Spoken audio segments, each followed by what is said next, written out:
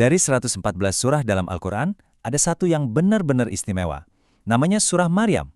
Nah, di pembahasan kali ini, kita akan bedah bareng-bareng kenapa sih surah ke-19 ini bisa begitu penuh dengan harapan, keajaiban, dan juga misteri yang dalam banget.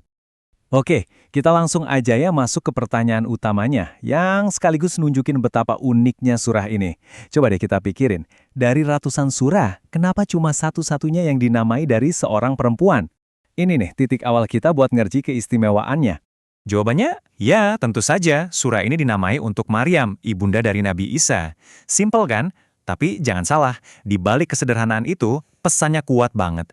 Kehormatan yang unik ini tuh bukan cuma soal nama loh, ini semacam pernyataan, sebuah penegasan tentang betapa tingginya kedudukan seorang wanita sampai-sampai diabadikan dalam kitab suci. Nah, penghormatan buat Maryam ini jadi semacam fondasi buat narasi utamanya. Karena surah ini tuh nggak cuma cerita tentang Maryam aja, tapi juga tentang, kisah-kisah keluarga yang luar biasa, yang penuh dengan mukjizat. Jadi, begitu kita buka surahnya, kita langsung disuguhi dua kisah iman yang, luar biasa. Di satu sisi, ada ceritanya Nabi Zakaria. Bayangin, beliau udah tua banget, istrinya juga mandul, tapi beliau tetap berdoa minta keturunan. Sesuatu yang kayaknya mustahil kan? Nah, di sisi lain, ada Maryam. Seorang perawan yang suci, tiba-tiba dapat kabar bakal punya anak. Keduanya ini benar-benar cerminan ujian, sekaligus kekuatan iman yang dahsyat. Coba kita dengerin dan resapi deh doa Nabi Zakaria ini. Kata-katanya tuh, nyentuh banget. Beliau jujur soal kondisi fisiknya, tulangku udah lemah, kepalaku penuh uban, tapi lihat penutupnya. Dan aku belum pernah kecewa dalam berdoa kepadamu. Luar biasa kan? Ini benar-benar gambaran harapan yang gak pernah mati. Terus kita lihat jawaban Maryam. Ini juga kuat banget pesannya. Dia nggak nolak loh, tapi dia bertanya. Pertanyaan yang wajar dan tulus banget. Gimana bisa aku punya anak padahal? Kan? Pertanyaannya ini justru nunjukin kesuciannya dan rasa takjubnya di hadapan kuasa Tuhan. Reaksi iman yang murni banget pas dihadapkan sama keajaiban sebesar ini. Oke, ceritanya kan keren banget ya. Penuh keajaiban. Tapi terus apa hubungannya buat kita sekarang, khususnya buat para orang tua atau calon orang tua? Nah, ini dia. Ternyata surah ini tuh bukan sekedar dongeng dari masa lalu, tapi udah jadi semacam sumber harapan dan pegangan yang nyata. Dan ini ngebawa kita ke pertanyaan yang penting banget. Kenapa ya surah ini sering disebut sebagai temannya para calon orang tua? Kenapa surah ini jadi begitu spesial? Ternyata ada alasan spiritual yang dalam banget di baliknya. Kenapa surah ini sering banget dibaca pas masa-masa kehamilan? Jadi ayat-ayat di surah Maryam ini dipercaya punya banyak banget manfaat spiritual. Pertama, soal ketenangan.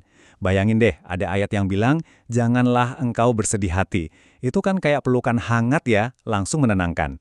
Kedua, soal harapan. Di dalamnya ada doa-doa untuk dikaruniai anak yang soleh, yang baik sama orang tuanya. Siapa sih yang nggak mau? Dan yang ketiga, ini juga penting banget, soal persalinan. Kisah persalinan Maryam itu jadi semacam teladan dan sumber kekuatan, supaya prosesnya dimudahkan sama Tuhan. Tapi ada satu pelajaran penting banget di sini, yaitu soal ikhtiar atau usaha kita. Coba perhatiin deh, Maryam itu kan lagi dalam pertolongan penuh dari Tuhannya. Tapi beliau tetap diperintahkan buat menggoyangkan pohon kurma, biar dapat makanan. Ini ngajarin kita satu hal yang krusial, iman dan tawakal itu harus jalan bareng sama usaha. Kita nggak bisa cuma diam aja, kita juga harus bertindak. Oke, sekarang kita geser sedikit. Dari kisah-kisah yang alurnya jelas, kita masuk ke bagian yang paling misterius dari surah ini. Sesuatu yang bikin para ulama besar sekalipun merenung selama ratusan tahun. Apa itu? 5 huruf misterius di awal surah. Yup, huruf-huruf ini punya nama khusus, muqatta'at. Artinya huruf-huruf yang terputus-putus. Dan soal maknanya, cuma Allah yang tahu. Nah, yang bikin surah Maryam ini spesial lagi, kombinasi hurufnya itu salah satu yang paling panjang. Ini seakan-akan jadi pertanda kalau ada pesan yang agung banget tersembunyi di baliknya. Walaupun makna pastinya itu rahasia Tuhan, bukan berarti para ulama nggak mencoba merenungkannya ya. Mereka mencoba mencari makna simbolisnya. Coba dilihat beberapa tafsiran ini, keren banget. Setiap huruf dipercaya mewakili sebuah konsep yang dalam banget.